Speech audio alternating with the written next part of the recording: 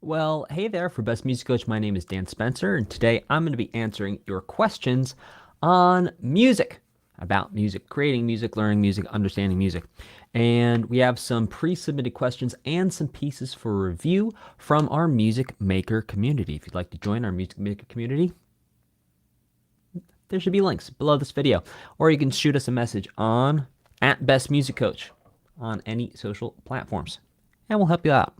Okay, so what we're going to do right now is we're actually going to jump into the community. I'm going to do a screen share, and we're going to go from there. So we can see we have a whole lot of cool things. Yeah, new courses coming soon.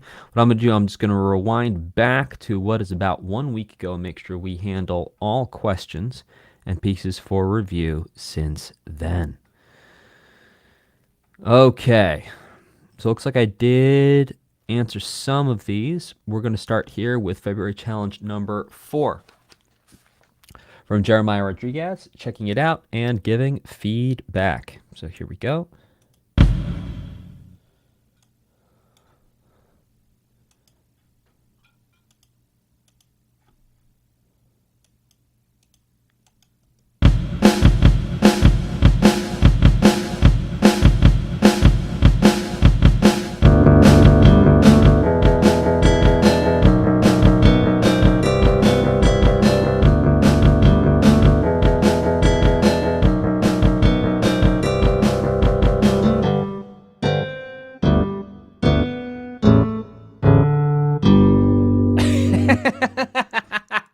What a wonderful piece, Jeremiah. This is so much fun.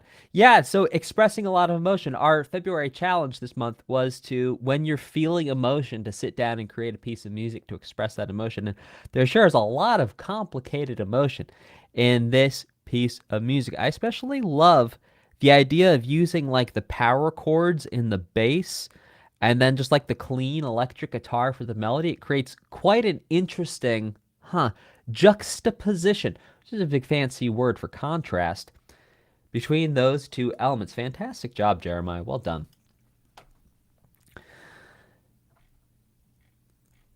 And if I was to give you one thing you might want to consider, it would be adding hi-hats in for your drums. Why not add some hi-hats in? Might be fun. Maybe some open hi-hats, a little messy, a little sloshy. Might do well with this almost punk pop vibe. I'm thinking sort of like Bayside-ish thing that's going on here. Good stuff. Maybe that's technically emo, but yeah, anyway. All right. Back to the group. Let's see. All right, so we have Hershey, who recently joined our program about a month ago, and Hershey's doing really good. So hi, Hershey. I'm assuming you're watching this video for your feedback. Hershey, so excited that you are taking such massive action in creating so many pieces of music in such a short amount of time, because by doing this, you actually learn a lot faster and you grow a lot faster, too.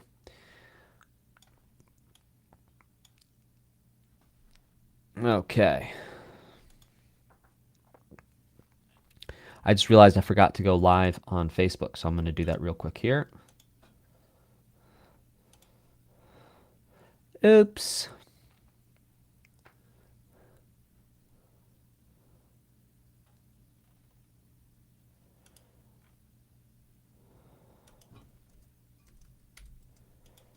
I did it again. Okay, well, we'll see if that picks it up. And if it does, we'll do it. And if it doesn't, we won't. Okay, let's keep rocking in the free world.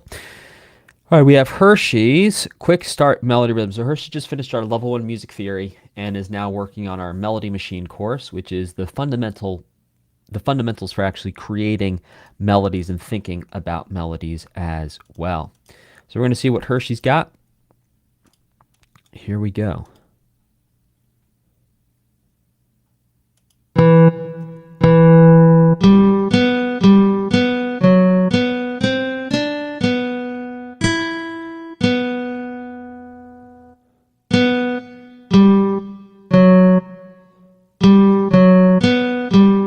Yeah, nice. Nice, great job. And I think one of the things really makes this melody make a lot of sense to your ear is starting on scale degree 1 here, we're in the key of E minor, ending on scale degree 1 in the key of E minor, hitting the 1, excuse me, the 1, 3, and 5 of the scale.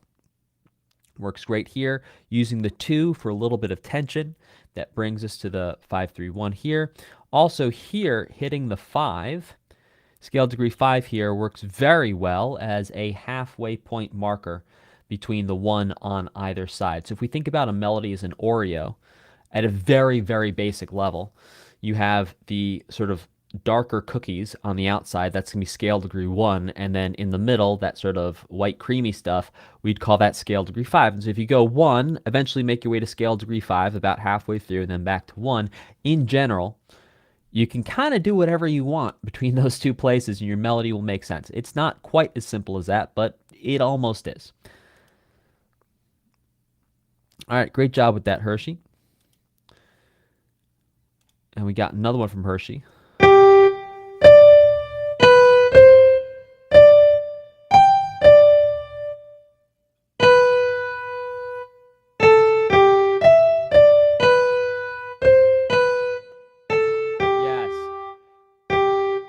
Again, really solid, starting on scale degree 1, ending on scale degree 1. Makes it feel like the whole thing comes home in a very significant and useful way.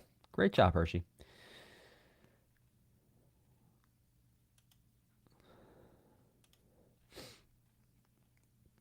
Another one from Hershey here.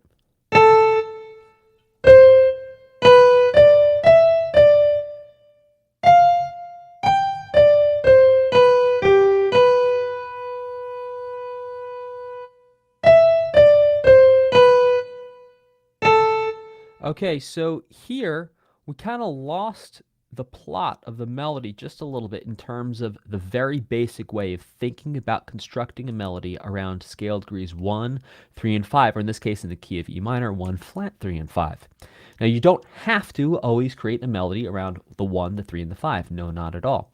But in terms of making a melody that's going to be very easily understood and structured in a way that's going to make sense to everyone's ears when you're first starting out making melodies, thinking in terms of just hitting the 1, 3, and 5 can be a very useful tool for having the melody make sense. And so because you can see here, yeah, we hit an E, but it's on beat 4. That's going to be our weakest. Then we have a D to an F, G, D, C. Again, C, we're hitting, that's the 3 that's on the weakest beat of the measure. And then no A's. And then we have an E here on beat strong, beat weak. Strongest, weak, strong, weakest. Right? And so just making it back to the A here, you may find, Hershey, that if you experiment with landing on a 1, 3, and 5 between measures 2 and 6 on a strongest or strong beat, that may have an effect on the melody that you might like. Test it out. It's not something you have to do, but it would be something to test out. And again, my name is Dan Spencer. I'm answering questions on music. If you have any questions on music, type them in the chat and I will answer them. Here we have a chord progression and melody for review. Let's check this out. I'm just going to adjust the volume here a little bit here. Bring the piano down just a little bit. And maybe we could bring the level of everything up.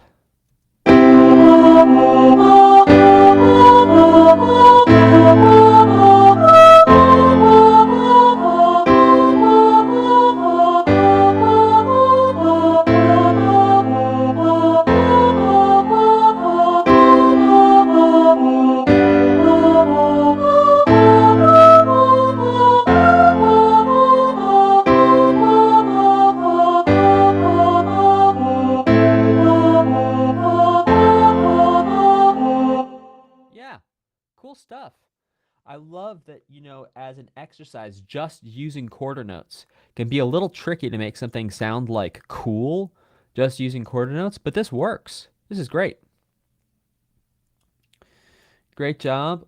Great job also Yeah, on this F, coming down to hit that F, and really thinking, you can see we have like scale degree 1, 3, 1, 5, relative to the G, 1, 3, 6, 3, relative to the A, 5, 1, flat 7, 5, relative to the F, 5, 3, sharp 4, to 1. Cool stuff.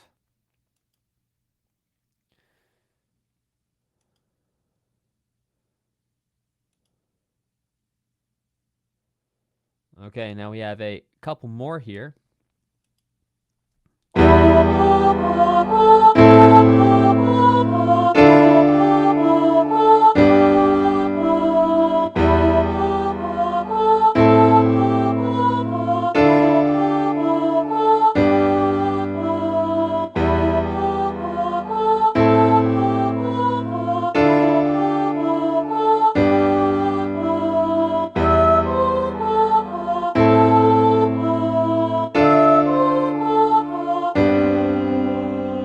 Interesting. Okay. What I'm going to do is I'm going to listen through a couple more of these and see if I can spot some high-level pieces of feedback to give, because these are all from the same person here. I'm going to check in on this. And by the way, my name is Dan Spencer. I'm answering your questions on music today. If you'd like to ask me any questions on music, go ahead and ask them, and I'm doing some piece reviews for some folks in our community.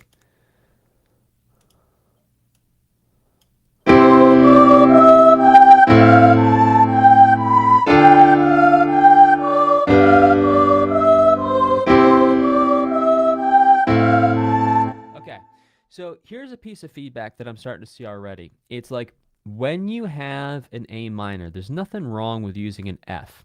But if you're going to land on an F in the key of C on beat 1 on the A minor, maybe not every single time. And I'm going to tell you why. It's because the F is just about, in terms of all the notes we could have in a C major relative to the A minor, the F is just about the most tension you could possibly have in a note relative to the A minor. That's because it's the flat 6. That's a half step above the 5. And all the other notes of a C major scale is not going to have quite the same amount of tension as a flat 6 relative to any chord that you have. Yeah. I mean, not counting a B diminished, right? And so, yeah, if you have like a C over an E minor, exactly right. So if you hammer on a C over an E minor, that's going to be the flat 6. And again, that's going to create a lot of tension. So I would invite you to consider thinking about, when you're starting, and this is really early days, but think about starting when you have an A minor. Instead of starting on an F, start on any other note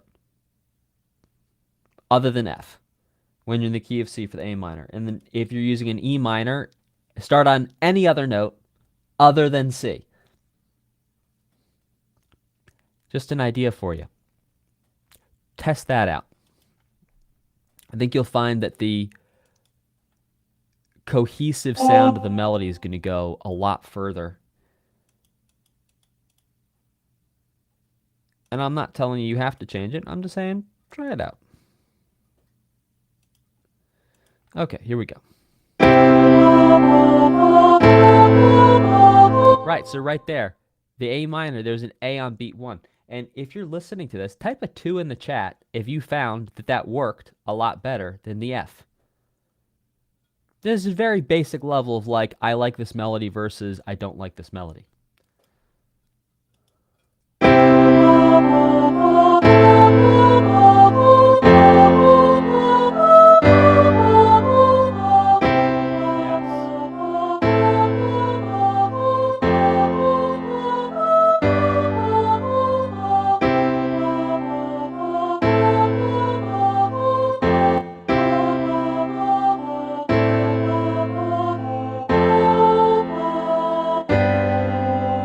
So here's what's interesting.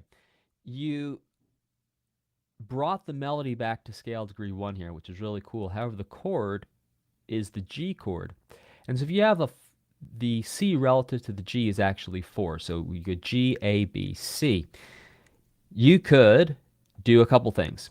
Here, for example, we could take this and we could, boop, grab that,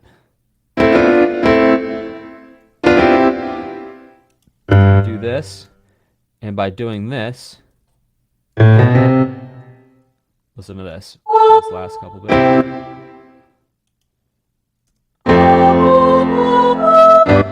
Oops, wrong place. Here we are.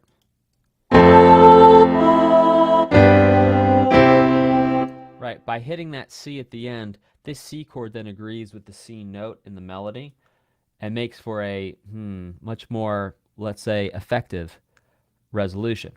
That doesn't mean you can't just leave a C over a G. Something to test out.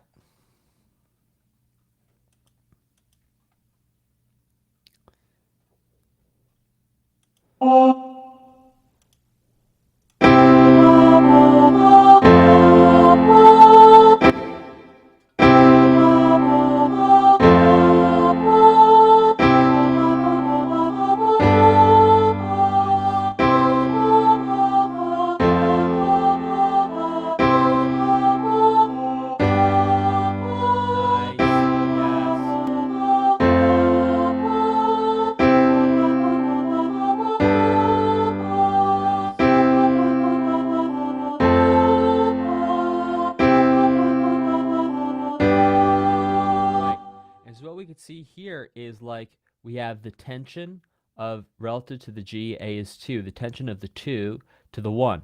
That works super, super well. We can see here 3 to 1. This, for me, in my opinion, is at a very basic level, more effective basic melody writing. Good stuff.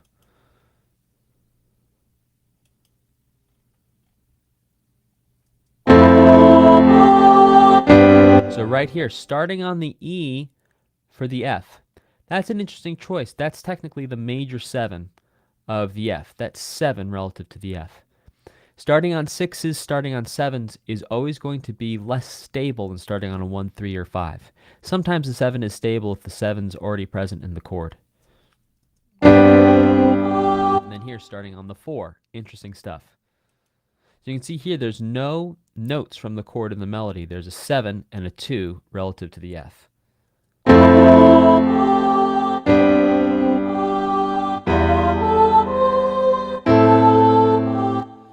So right here, there are no notes from the E minor in the melody. You might want to consider adding in one of these notes to be from the E minor chord. And again, sitting on this C relative to E minor, this is the flat 6. It's going to be the most tension you can really get out of a one note to chord relationship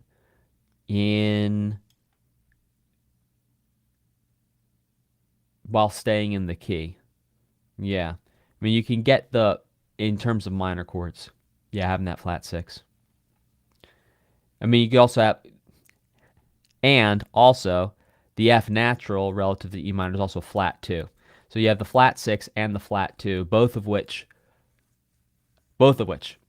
are just about the most tension you can get. So I would invite you to consider experimenting with more notes from the chord in your melodies.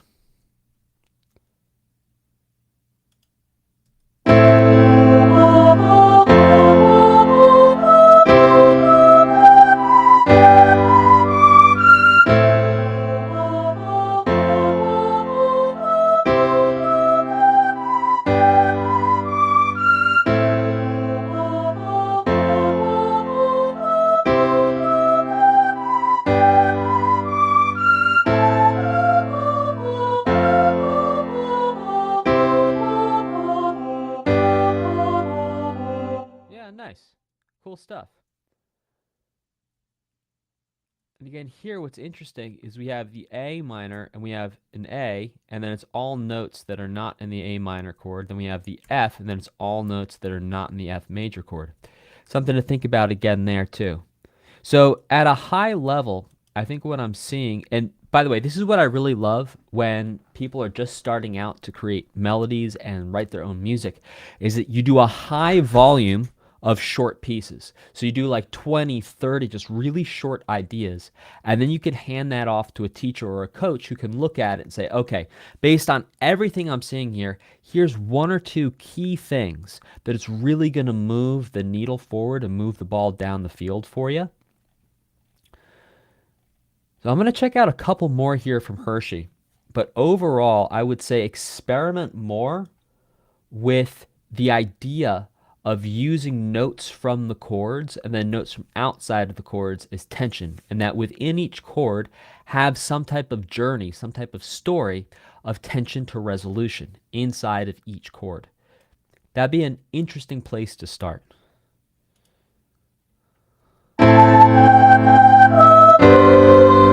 Right, it's like right there, C, C on the G. As opposed to, if we did this, watch what happens. We bring this to a B, which is the third of G.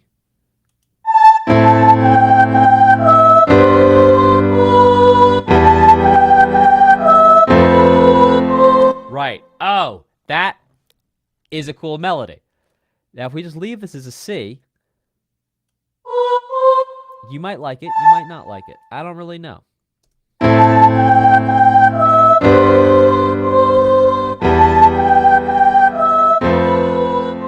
I mean, it works because you get this, it's like just tension, tension, tension, tension, tension, tension, and then resolution right here on beat 3 of the F.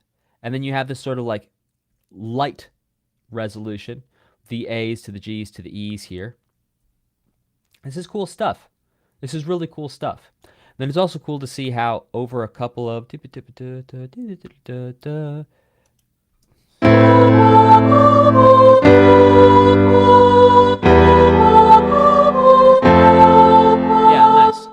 And so another high-level piece of feedback for you, Hershey, is that what I'm seeing in a lot of these pieces is the same formula. And the formula is, let's see if we can zoom out. Yeah, here we go. The formula is you're doing the same 4-measure melody 3 times, and then you're doing a different 4-measure melody. In other words, you're doing A, B, if we think about groups of 4 measures, right? So this group of 4 measures right here is A. Then we have the same melody again here, so that's A. Then the same melody again here, so that's A. Then same melody again here, so that's A. So that's 3 A's. And then you have a different 4-measure group here, which is going to be your B. So what I would invite you to consider doing is, in the same way that when we think about motifs, we can have motif structures of like ABAC or ABBC or ABAC or AAB or AAA or AABB. Think about now zooming out from just the motifs and think about your groups of 4 measures. And within those groups of 4 measures, consider using some of those same frameworks. So right now you're using, at the 4-measure level, an AAAB framework. Consider using an ABBC or an ABAC or an AABB or an ABBA framework within the 4-measure groups. Let's check a couple more from Hershey.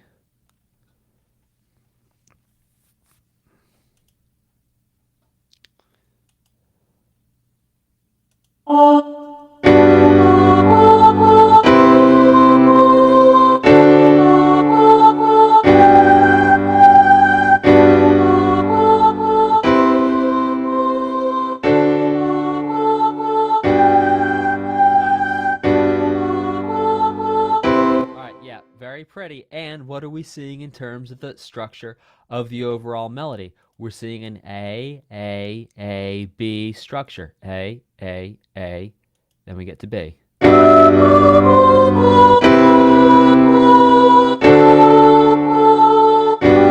Yeah. And we can also see that just over the progress of doing these 20 or 30 melodies that Hershey's created, Hershey's actually now hitting naturally more chord tones. Well, I shouldn't say naturally, but it's like his ears naturally gravitating toward it, because that's like our cultural conditioning in terms of music. Let's check out something in D major here. That is very pretty.